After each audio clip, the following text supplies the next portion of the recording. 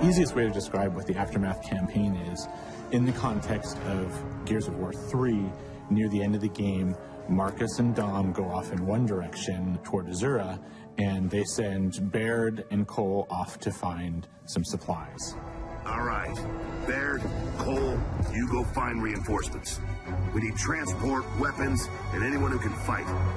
It just so happened that they went to Havel Bay to go find those reinforcements, and so we had all the pieces kind of put together, and it was like, you know, let's go tell that particular story from Gears 3. You run into Paddock, who's one of the new characters in Judgment, because he's still hanging around that city.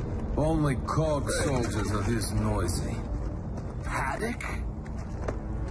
That sidearm can go back where you found it. I think it's really neat to see Paddock inserted into this point in the timeline of the Gears story.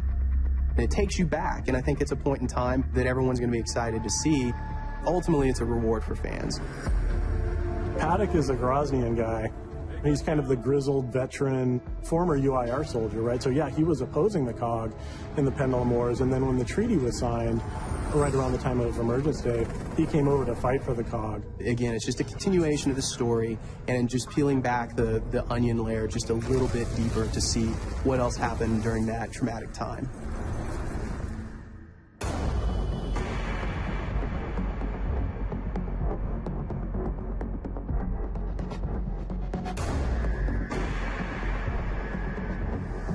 We built Aftermath in as an unlock.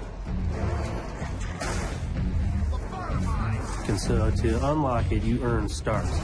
When you play through the main Judgment campaign, you're scored every section that you play through. We have a series of 3 stars that you can earn. You earn those stars by getting ribbons, you know, headshots and executions and those kinds of things. Also just by playing through the mission. If you take a declassified mission, that will boost your stars. The declassification system changes the way that you play. It's an optional system that you can choose that'll actually add challenge and make it even more intense than it previously was. And also changes the testimony and changes the way that the story is told. The dust gunked things up pretty good, and the grubs were going in for close kills. Basically,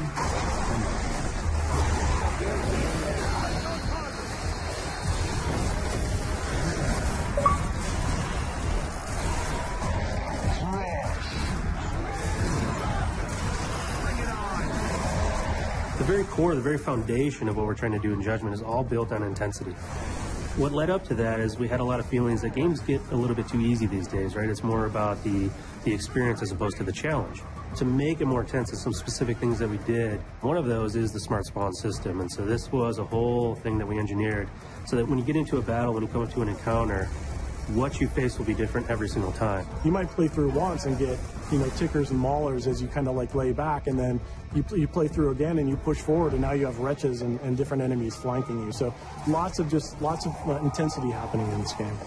Systems like the Smart Spawn system are really cool for us as designers. I mean, yes, it's a challenge because it forces us to think in a different way. In the past, we could always say, okay, X, Y, Z is going to happen, and then when this ticker explodes, then the door is going to open, and a boomer's going to walk out, and we can script that experience. So it forces us to rethink a lot of the combat scenarios.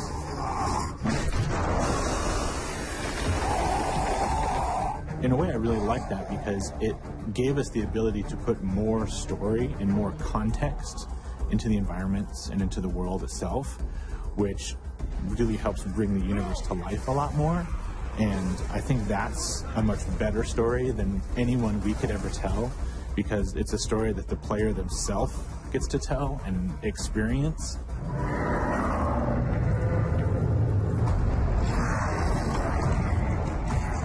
For us, it's a process of evolution. We don't want to just give the same experience over and over again, because that's really an injustice to the fans. And we want to make sure that we're delivering something that's progressing, not just both from a story standpoint, but from a franchise standpoint, but also from a gameplay standpoint.